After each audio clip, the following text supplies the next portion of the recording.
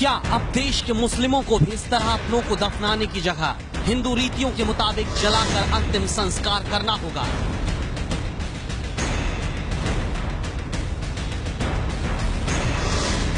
क्या देश में अब कब्रिस्तान बंद हो जाएंगे और शमशान में ही हिंदू मुस्लिम की चिता एक साथ जलेगी?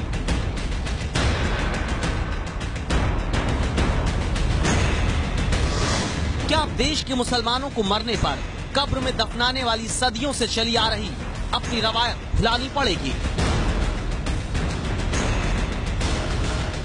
आपके मन में इन सवालों को सुनकर जो कौतूहल उठा, उसकी वजह है साक्षी महाराज, भारतीय जनता पार्टी की भगवा ब्रिगेड के वो नेता जिन्हें समाज में जोड़ने वाले कम, तोड़ने वाले बयानों के लिए ज्यादा जाना जाता है। और अगला बयान उनकी भड़काऊ राजनीति का नया चैप्टर है।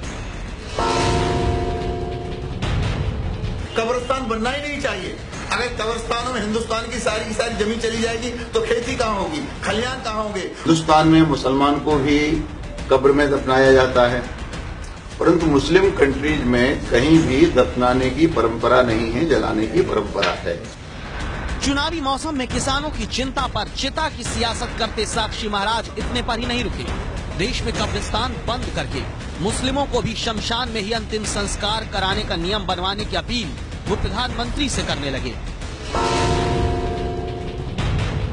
मेरी इच्छा ये है, मोदी से ये निवेदन करना चाहता हूँ, शमशान एक हो, वही शमशान जन्नत तक ले जाए, वही शमशान मोक्ष द्वार तक ले जाए, वही स्वर्ग तक ले जाए। और कम से कम राजनीतिक लोग बाहर तो हिंदू मुसलमान सिख ईसाई को इकट्ठा नहीं होने देते, लेकिन शमशान में तो इकट्ठा होने दे। तो एक ही चिता हिंदू की, वही मुसलमान की, वही सिख की, वही ईसाई की। ऐसा कोई कानून बने जिसमें कब्रिस्तान के लिए कोई जगह नहीं। ये वो साक्षी महाराज हैं जो हिंदुओं को 4 बच्चे पैदा करने की बात कह चुके हैं। ये वो साक्षी महाराज हैं जो बढ़ती जनसंख्या का ठीकरा मुस्लिमों पर फोड़कर वोट मांगते हैं। ये वो साक्षी महाराज हैं जो जिंदा इंसानों को एकता के धागे में पिरोने की बात नहीं कह पाए तो मरने पर उन्हें एक करने चले हैं। और साक्षी महाराज प्रधानमंत्री ही नहीं बल्कि देश की सर्वोच्च अदालत तक से कब्रिस्तान बंद करने की गुहार लगा रहे हैं। और 20 करोड़ मुसलमान हैं, अगर सबको कब्र चाहिए तो हिंदुस्तान में जगह कहाँ मिलेगी? इसलिए किसी कब्रिस्तान की आवश्यकता नहीं है। एक ही जगह सबका क्रियाकर्म होना चाहिए, चाहे हिंदू हो, चाहे मुस्लिम हो, चाहे सिख हो, ईसाई हो। संविधान के आधार पर चलना चाहिए। मैं समझता हूँ इस मामले में सुप्रीम कोर्ट को भी कोई निर्णय करना चाहिए।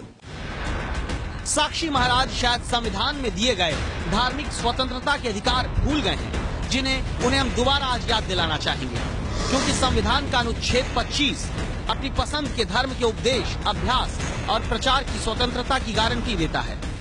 संविधान का अनुच्छेद 26 सभी धार्मिक संप्रदायों तथा पंथों को सार्वजनिक व्यवस्था, नैतिकता तथा स्वास्थ्य के अधीन अपने धार्मिक मामलों का स्वयं प्रबंधन करने के अधिकार की गारंटी देता है।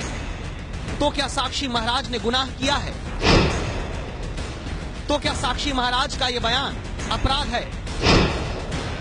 वरिष्ठ वकील फिरोज गाजी वो धाराएं बताते हैं जिनके तहत साक्षी महाराज पर केस दर्ज होना चाहिए। इंडियन पेनल कोड के दफा 153 ए बी और 295 ए को अटैक करते हैं। उनका ये अटरेंस ऑफेंस है, केस रजिस्टर करना चाहिए, इन्वेस्टिगेट करना चाहिए।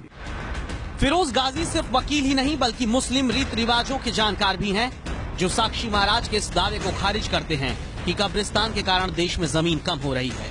गाजी के मुताबिक एक आदमी औसतन 60 साल जिंदा रहता है। मुस्लिम धर्म में पक्की कब्र बनाने की इजाजत नहीं होती।